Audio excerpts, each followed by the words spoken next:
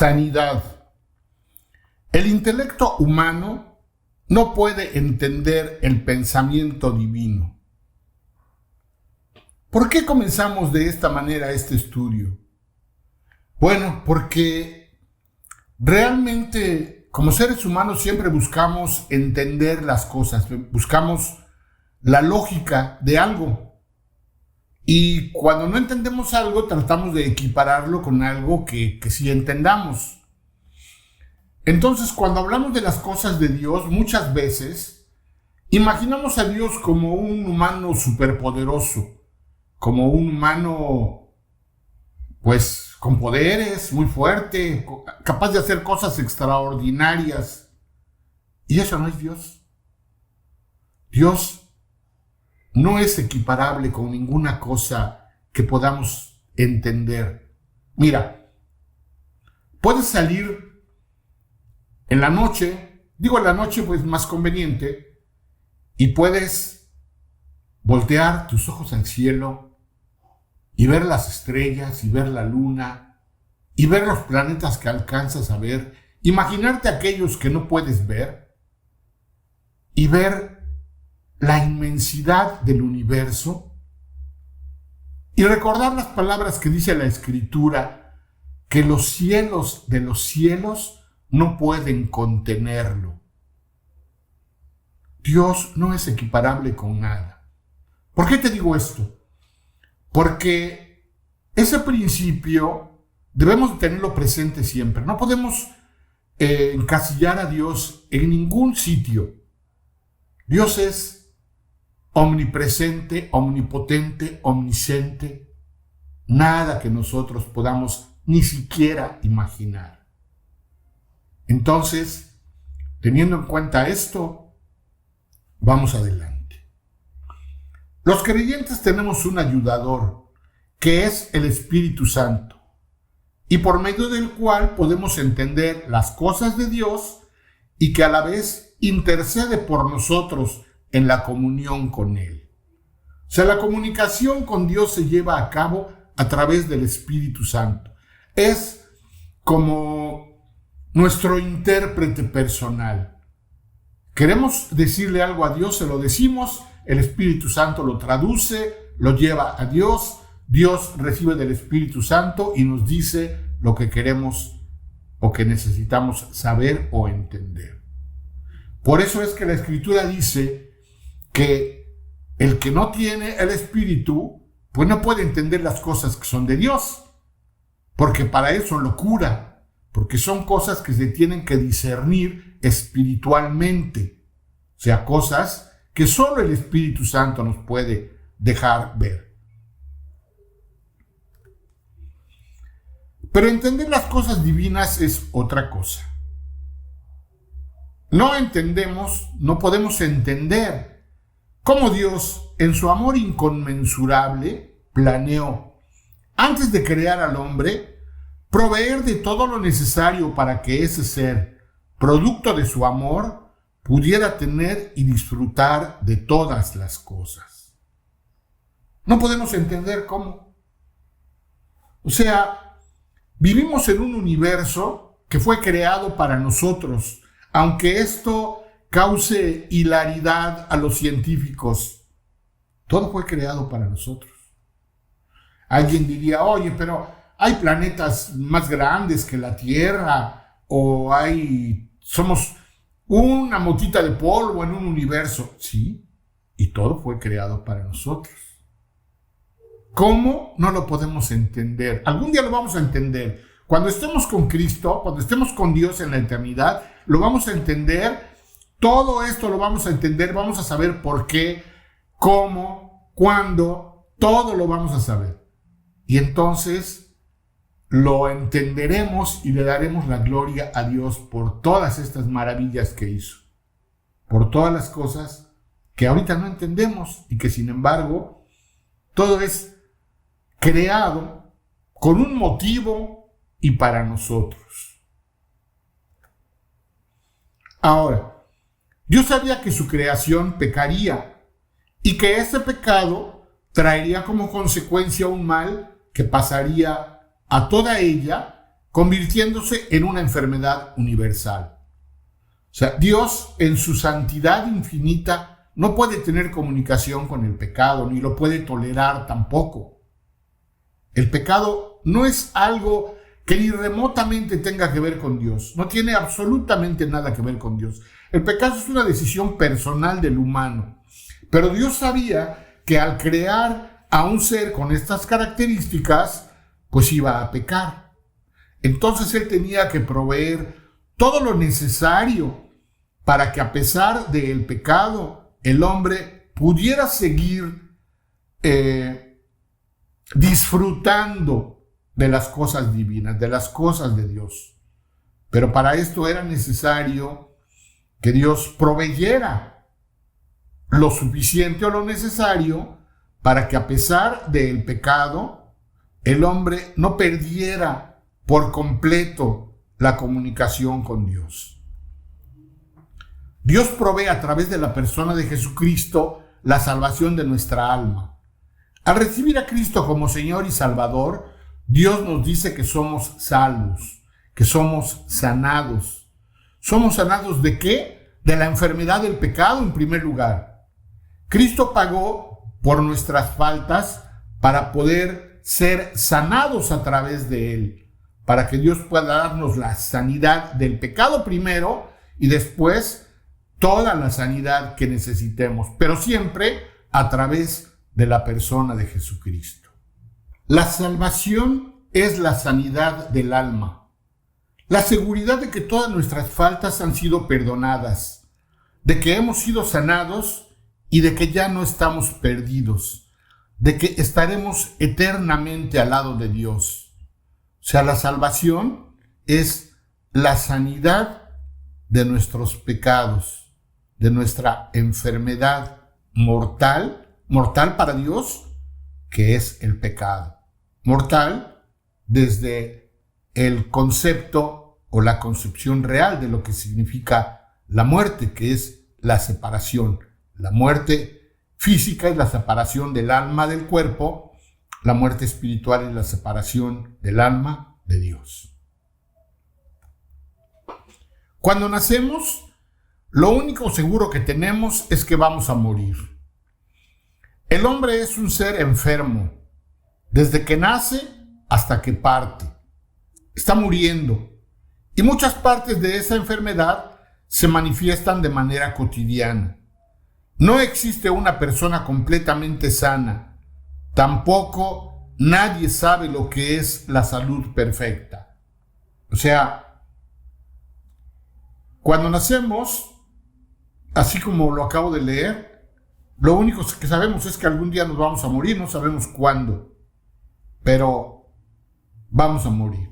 Esa es una seguridad, es de lo único que podemos estar seguros. Ahora, la sanidad del alma la da Dios, la del cuerpo también, pero la que podemos sentir, digamos, en un momento dado, o la que es más visible, pues obviamente es la enfermedad corporal.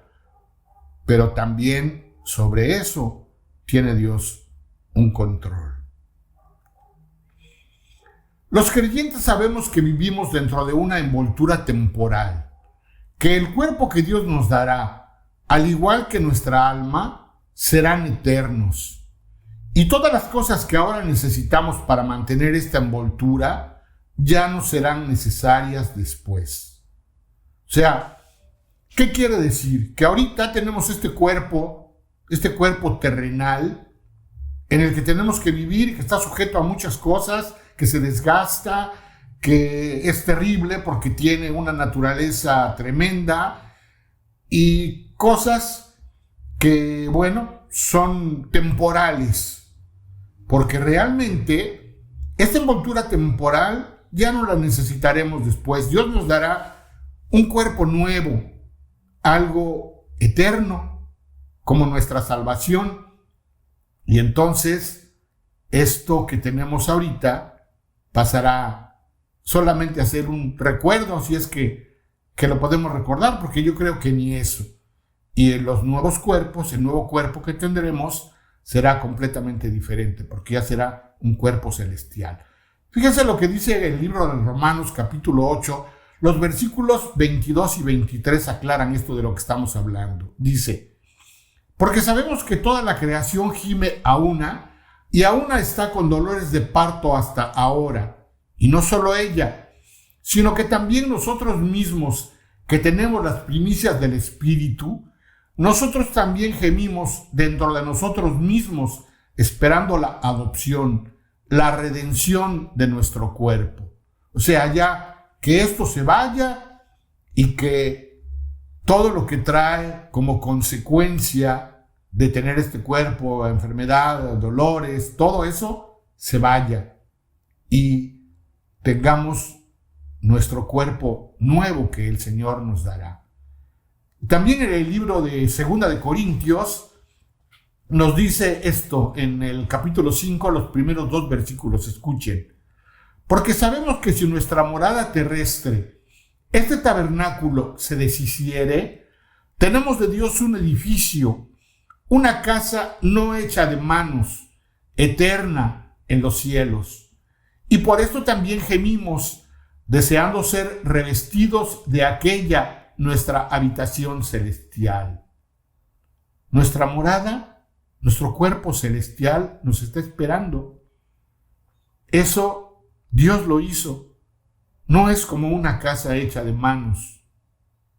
Es una casa eterna, no hecha de manos, hecha por Dios y eterna en los cielos. Esa será nuestra morada. Y dejaremos, desde luego, este cuerpo y gemimos porque ese momento llegue.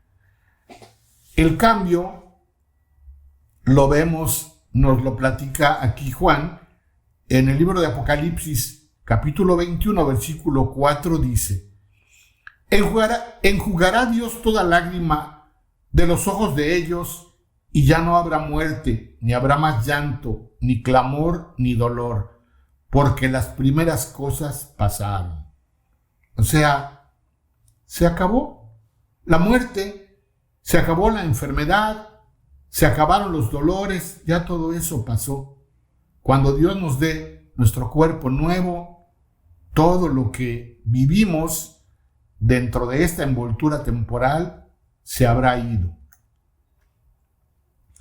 Dios ha permitido el desarrollo de la ciencia y podemos encontrar en ella un poco de alivio, pero en realidad la medicina, en cualquiera de sus formas, es un acto de misericordia de parte de Dios. Quien piense que no es así está completamente equivocado. Nada sale del control de Dios. Y si Dios ha permitido que haya medicina, que haya ciencia, Él lo ha permitido en el momento justo.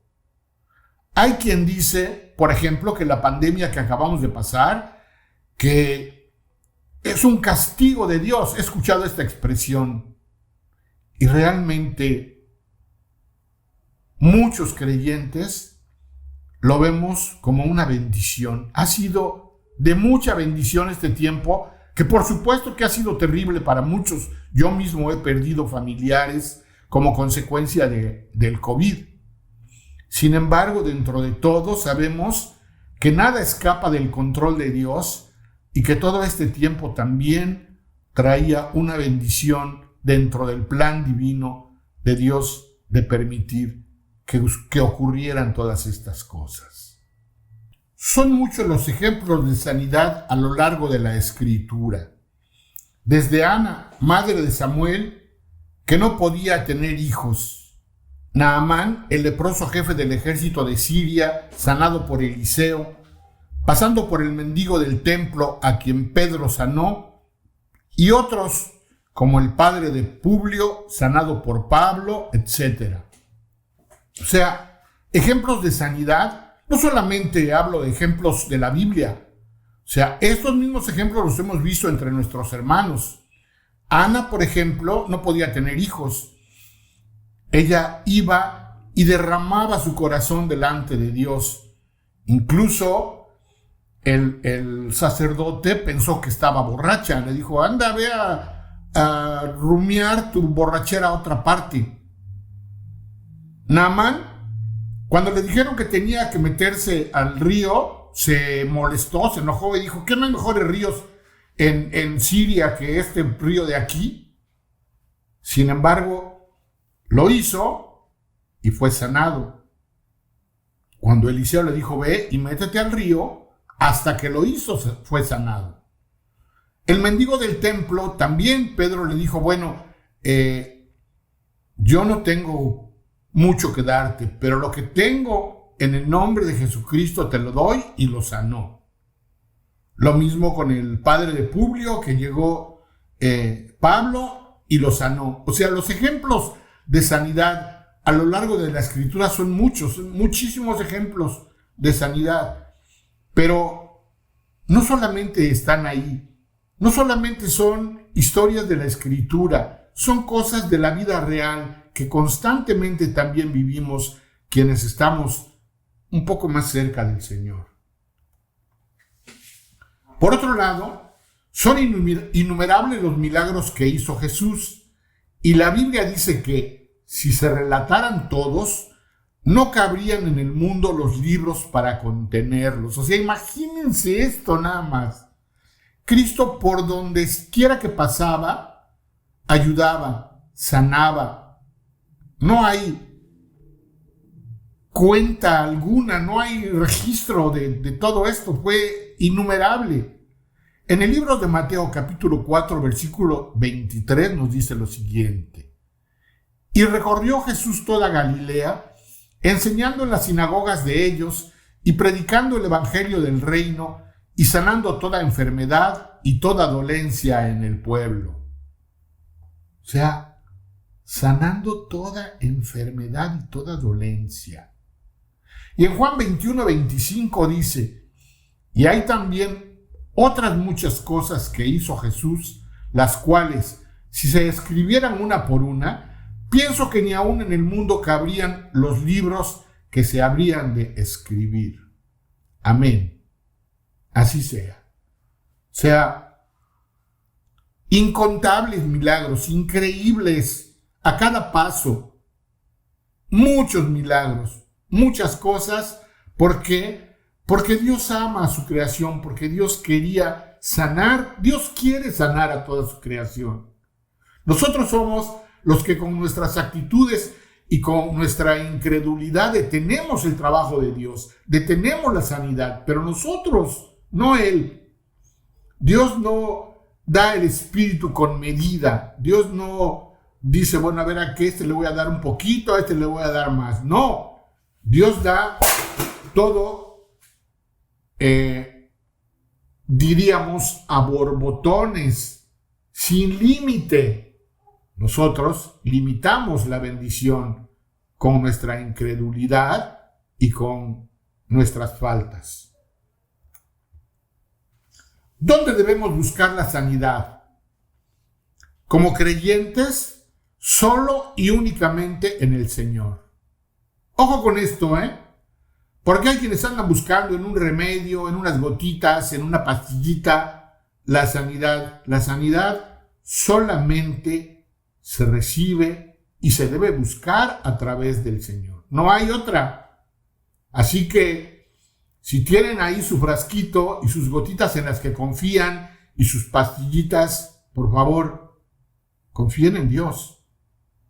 Que Él dará la sanidad a través de esas pastillitas o de esas gotitas, sí, por supuesto. Si da la sanidad de cualquier manera, la dará, pero la dará Él. Dejen de confiar en cosas que no son de Dios. Por eso es que luego tardamos tanto o de plano no nos aliviamos, porque no buscamos realmente a la sanidad en donde se encuentra. Esto no quiere decir que no debamos tomar ningún medicamento o someternos a algún tratamiento. Dios ha permitido el desarrollo de todo esto y Él actúa a través de la medicina para traer salud a nuestros cuerpos. O sea, primero lo buscamos a Él y después, claro, Dios nos indicará a dónde ir, hacia dónde movernos, o Él proveerá a la persona ideal o a las personas idóneas para que a través de lo que Él permita podamos obtener la salud o la sanidad. Pero es un error depender de algo o de alguien cuando se busca la sanidad. Actualmente aún hay grupos religiosos que enseñan la existencia de los dones de sanidad, los cuales fueron permitidos por Dios durante algún tiempo y confirmado por Pablo cuando ya no fueron posibles. O sea, Dios permitió, así como muchas otras cosas, como el hablar en lenguas que era necesario para que la gente que hablaba otro idioma escuchara el evangelio, como la sanidad, esas cosas que Dios permitió tuvieron un tiempo, funcionaron y se acabó. Ya llegó un momento en que terminaron, ya no había necesidad, entonces ya no hubo el don de sanidad. Fíjense este pasaje de Hechos 19 del 11 al 12 lo que nos dice. Y hacía Dios milagros extraordinarios por mano de Pablo, de tal manera que aún se llevaban a los enfermos los paños o delantales de su cuerpo, y las enfermedades se iban de ellos y los espíritus malos salían. O sea, imagínense nada más, se llevaban cualquier cosa que hubiera sido de Pablo. O sea, pobre Pablo, porque le quitaban hasta su pañuelo, le quitaban, no lo desnudaban porque no era posible, pero cualquier cosa que había sido de Pablo o tocada por Pablo lo aprovechaba, la gente se lo llevaba y era suficiente para que alguien sanara, para que alguien pudiera quitarse la enfermedad o incluso si estaban poseídos, que salieran los malos espíritus de ellos. Todo con algo que era de Pablo. Ni siquiera necesitaba estar Pablo presente. O sea, vean la magnitud y hasta dónde llegó Dios a permitir la sanidad a través de alguien, a un apóstol, por supuesto, de un discípulo como Pablo. Estos actos maravillosos de sanidad tuvieron su término y Pablo así lo expresa. Vamos a ver estos tres pasajes donde ya no era posible otorgar la sanidad como había sido en un momento dado. Dice Pablo en 2 de Timoteo 4:20. Erasto se quedó en Corinto y a Trófimo dejé en Mileto enfermo. En 1 de Timoteo 5:23 le dice a Timoteo, ya no bebas agua, sino usa de un poco de vino por causa de tu estómago y de tus frecuentes enfermedades. Y en Filipenses 2:27 dice, pues en verdad estuvo enfermo, a punto de morir, pero Dios tuvo misericordia de él, y no solamente de él, sino también de mí, para que yo no tuviese tristeza sobre tristeza. O sea, imagínense a este hombre que sanaba tan solo con que alguien llevara un trapo que había estado en sus manos, y ahora a sus discípulos, a sus compañeros, ya no podía sanarlos. Ya Trófimo se quedó enfermo, lo mismo pasaba con Timoteo. Pues ya no era posible. Él mismo, Pablo, tenía un problema y ya la sanidad a través de la imposición de las manos o de las cosas como Dios había permitido, ya había llegado a su fin. Sin embargo, Dios dejó en su palabra la forma correcta de buscar la sanidad a través de la oración, que por supuesto siempre debe ser dirigida a Él. Santiago nos indica la forma correcta de hacerlo. En el libro de Santiago, capítulo 5, y los versículos 14 y 15, dicen esto. ¿Está alguno enfermo entre vosotros? Llame a los ancianos de la iglesia y oren por él, ungiéndole con aceite en el nombre del Señor. Y la oración de fe salvará al enfermo, y el Señor lo levantará. Y si hubiere cometido pecados, le serán perdonados. O sea, aquí está la forma correcta actualmente de buscar la sanidad. se llama a los ancianos de la iglesia, no quiere decir a los más viejitos, no, a aquellos que tienen más tiempo, que son los que de alguna manera conocen un poco más, han tenido más experiencias divinas, más experiencias en la comunión con Dios, para que hagan oración, ungir con aceite a la persona que está enferma, y dice, y la oración de fe salvará al enfermo o sanará al enfermo, que es lo mismo, bueno, la palabra es equivalente, y el Señor lo levantará, o sea, dejará de estar enfermo y será perdonado si algo que cometió fue lo que propició que él adquiriera la enfermedad. Resumiendo, ¿qué debemos hacer cuando hay enfermedad? Primero que nada, debemos aprender a confiar, que eso es algo muy difícil. O sea, nos cuesta mucho trabajo, pero fíjense nada más, vean nada más lo que dice este versículo y vean la belleza de lo que significa el amor de Dios.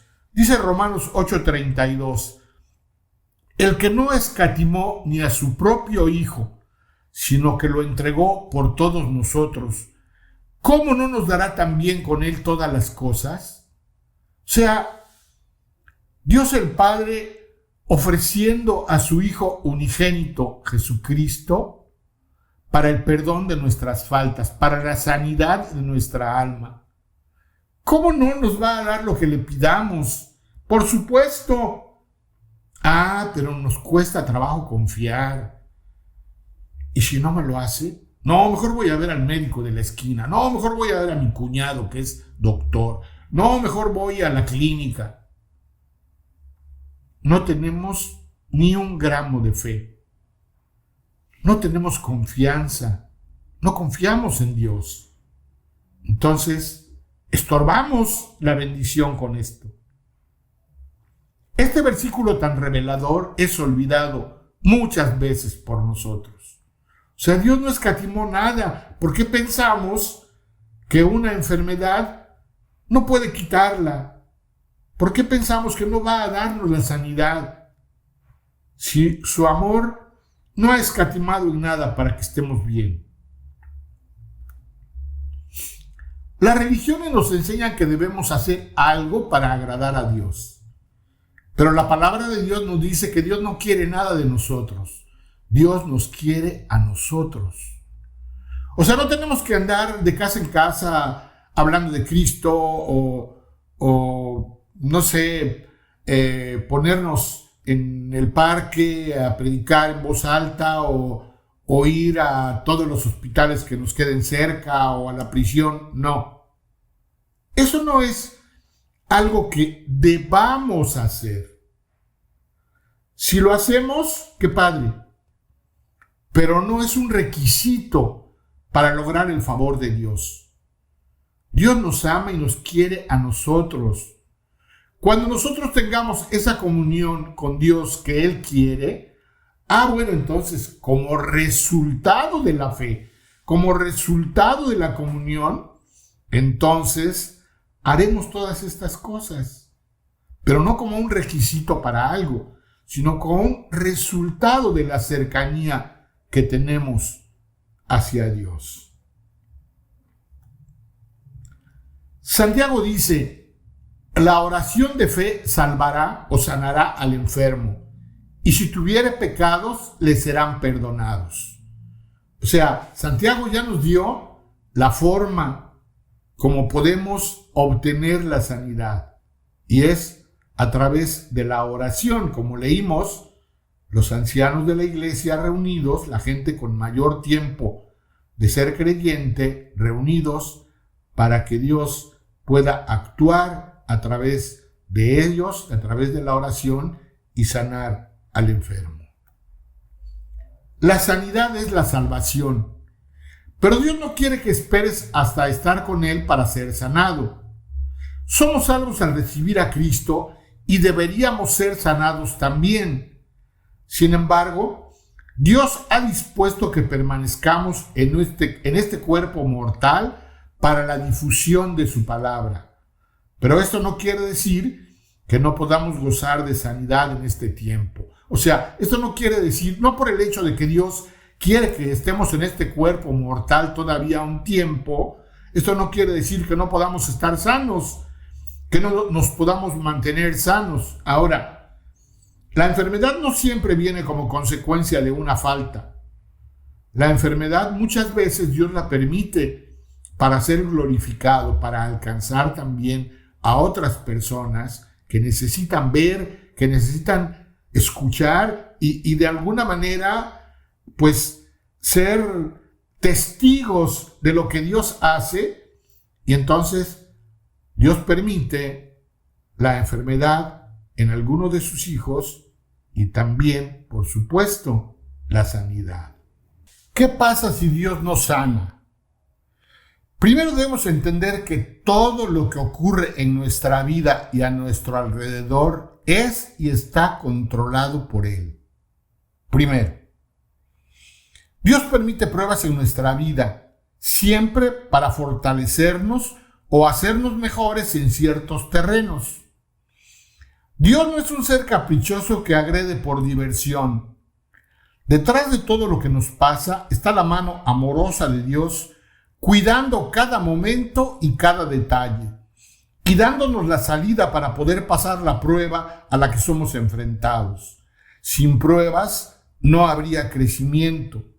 Dios permite las pruebas en nuestra vida para que podamos hacer frente o subsanar, digamos, o rebasar o sobrepasar algo en lo que estamos limitados, algo en lo que podemos estar fallando. Entonces Dios permite una prueba para que podamos cruzar, brincar ese escollo. Ese es el principal motivo por el que Dios permite una prueba. Dios nos está divirtiendo, poniéndonos pruebas o poniéndonos peros. O sea, Dios pone las pruebas a sus hijos para fortalecernos en algunas áreas que es necesario que seamos fortalecidos. Así que si por algún motivo Dios retiene la sanidad, no debemos resistirnos a su voluntad, sino fortalecernos en Él y descansar en sus promesas. O sea, si por algún motivo no llega la sanidad y hay enfermedad, debemos de pensar siempre que estamos dentro de la voluntad de Dios. Hay un motivo por esto. O sea, no rebelarse, no ser contrario a los deseos divinos. Los planes de Dios, aunque no los entendamos, siempre serán mejores que cualquier cosa que podamos imaginar. Recuerden, la mente divina no tiene nada que ver con la mente humana. Fíjense lo que dice el libro de Isaías en el capítulo 55, los versículos 8 y 9. Porque mis pensamientos no son vuestros pensamientos, ni vuestros caminos mis caminos, dijo Jehová. Como son más altos los cielos que la tierra, así son mis caminos más altos que vuestros caminos, y mis pensamientos más que vuestros pensamientos. Así como el cielo está inalcanzable, así son los pensamientos de Dios. No los reduzcamos, por favor, a un pensamiento humano. En el mismo libro de Isaías, en el capítulo 30, la parte A del versículo 15 dice: porque así dijo Jehová el Señor, el Santo de Israel: en descanso y en reposo seréis salvos, en quietud y en confianza será vuestra fortaleza. Así es, confía por favor en el amor de Dios, en su cuidado, en su misericordia. Confía. Dios ama nuestra comunión con Él. Si Él retiene la sanidad, nosotros no debemos dejar de clamar, apelar a su misericordia. O sea, a ver, estoy enfermo y yo creo que pues Dios no ha permitido que me sane. Bueno, pues ya ni modo. No. Al contrario, pedirlo con más ganas, derramar el corazón pidiendo. Eso es agradable a los ojos de Dios, que dependamos completamente de Él. ¿Cuántos de nosotros no hemos sido testigos de una modificación en el plan divino cuando ha habido enfermedades que han sido para muerte? O sea, hemos visto situaciones en las que alguien está ya a las puertas de la muerte, y ¿qué hemos hecho? Clamar a Dios, clamar, decir, Señor, por favor, y clamar muchos creyentes en muchas partes del mundo, clamando en muchas situaciones, no solamente en el caso de la enfermedad, en muchos casos, pero con más ganas en el caso de la enfermedad. O sea, hemos sido testigos de cómo Dios, después de escuchar el clamor de muchos de sus hijos, cambia el plan que tenía, y alguien que estaba en una situación crítica de salud sale adelante de manera increíble. Miren, tenemos entre nosotros testimonios de milagros a personas con cáncer o con enfermedades terminales a quienes Dios ha sanado. Contra todo pronóstico, Estoy hablando de personas que realmente han tenido enfermedades graves, cáncer terminal, enfermedades terribles, casi a punto de la muerte, y han sido sanados de manera increíble porque Dios ha escuchado la oración de sus hijos. Algunas de ellas prácticamente muertas en una sala de operaciones, y que ahora vemos de manera increíble que viven sin ninguna secuela, sin ninguna consecuencia, cuando en su momento los médicos vaticinaron que podía perder una pierna, o que quedaría con daño cerebral, o que tendrían que tomar medicamentos toda su vida, y vemos que nada de eso sucedió. O sea, el médico decía, después de esta condición en la que está, si sale adelante, pues va a salir con esto, con esto, con esto otro. Y no pasó. Dios escuchó nuestra súplica y otorgó la sanidad completa. Así de increíble es nuestro Dios. Dios no da el espíritu con medida. Aprendamos de Ezequías, porque quien derrama su corazón y ora a Dios de esa forma y en esos términos, pensamos que hace que para Dios sea casi imposible negarle su petición. O sea, cuando realmente derramamos nuestro corazón al pedirle, cuando hay sinceridad, yo creo que la misericordia divina se ve en un gran aprieto. O sea, ¿cómo negar la petición de alguien que lo hace con un corazón así? Vamos a leer este pasaje de Segunda de Reyes 20, del 1 al 3. Dice, en aquellos días Ezequías cayó enfermo de muerte, y vino a él el profeta Isaías, hijo de Amós, y le dijo, Jehová dice así, ordena tu casa porque morirás y no vivirás. Entonces él volvió su rostro a la pared y oró a Jehová y dijo, te ruego, oh Jehová, te ruego que hagas memoria de que he andado delante de ti en verdad y con íntegro corazón, y que he hecho las cosas que te agradan. Y lloró Ezequías con gran lloro. Por favor, de corazón, cuando quieras algo del Señor, derrama tu corazón. Que tu petición sea imposible de que Dios te la niegue. Él ve tu corazón, no tu exterior. Derrama tu corazón a Dios siempre que pidas algo, y más cuando se trate de la salud. Fíjate lo que este salmo nos dice y la confianza que nos da. Dice, Salmo 51, 17 en su parte B. Al corazón contrito y humillado no despreciarás tú, oh Dios. Entonces, ¿qué necesitas? Derramar tu corazón. Que Dios vea la sinceridad de tu petición. Y que con esto, con toda proporción guardada y con mucho respeto diré, pongas en aprietos a Dios para no conceder lo que pides. Qué difícil, ¿verdad? Bueno, pues esto es para todos mis hermanos en la fe. Ahora te hablo a ti. Tú que no has experimentado en tu vida el amor de Dios y que tal vez no tengas la esperanza de acudir a Él en los momentos difíciles.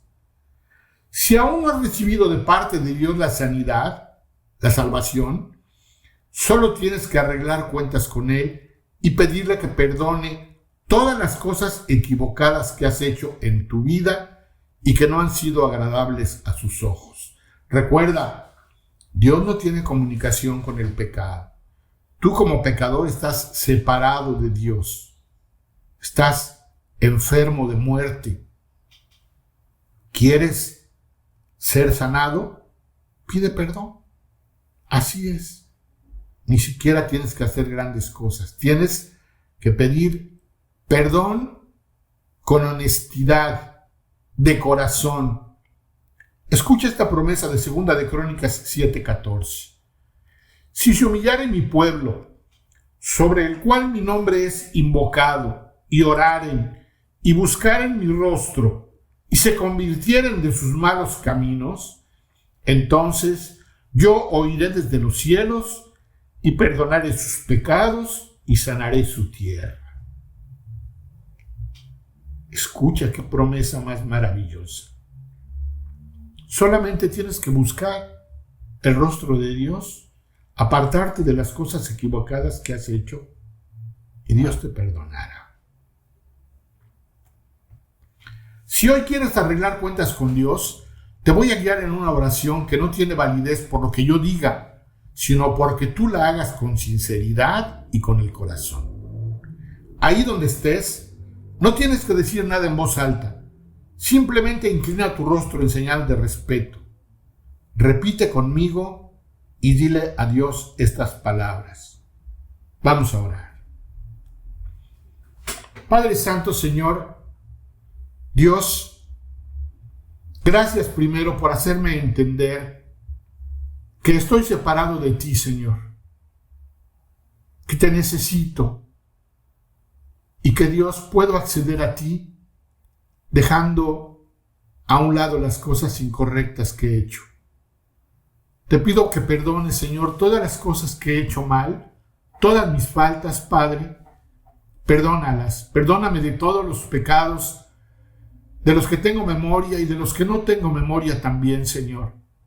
Perdóname, límpiame, Señor, hazme digno de ti y Dios, pues, sana mi alma, Señor. Hazme una nueva criatura, Padre, y ven y vive en mi corazón y gobierna mi vida. Te abro las puertas de mi corazón para que entres en él, para que tomes el trono de mi vida y a partir de hoy seas tú quien la dirija, Señor, quien gobierne por completo mi vida. Te pido todas estas cosas y te las agradezco en el nombre precioso de nuestro Señor Jesucristo, mi Señor y mi Salvador. Amén.